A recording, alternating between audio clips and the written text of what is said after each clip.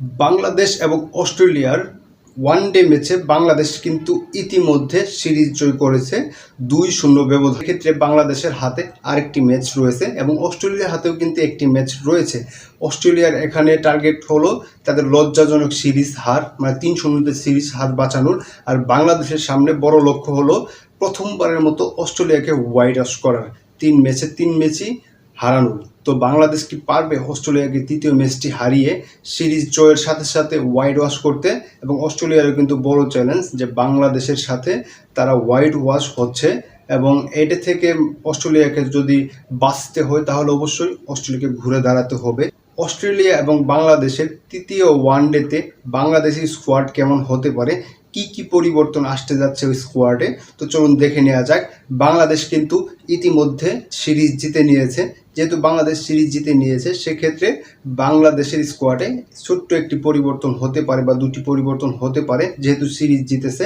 গত ম্যাচের মতো ওপেনিংয়ে থাকবেন হলো সৌম্য সরকার, যেহেতু সৌম্য সরকার গত ম্যাচটিতে অনেক ভালো খেলেছে, এবং তার সাথে থাকবেন হলো তানজিদ হাসান তামিম, এবং ওয়ান ডাউনে খেলবে হলো নাজমুল হোসেন শান্ত। তিনি কিন্তু অনেক ভালো ক্রিকেট খেলে যাচ্ছে ওয়ানডে ম্যাচে।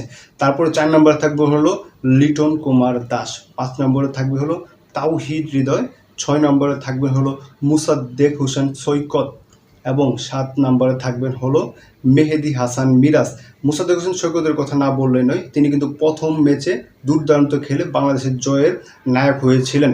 এবং 8 নম্বরে থাকবেন হলো তানভীর ইসলামের জায়গায় এখানে ছোট্ট একটি পরিবর্তন আসতে পারে, সেটি হলো রিশাদ হোসেনকে কিন্তু এখানে সুযোগ দেওয়া হতে পারে। তো এবং 9 নম্বরে থাকবেন হলো তাসকিন আহমেদ, 10 নম্বরে থাকবেন নাহিদ রানা, এবং 11 নম্বরে মুস্তাফিজের জায়গায় এখানে অবশ্যই শরীফুল ইসলামকে দলে রাখা হবে।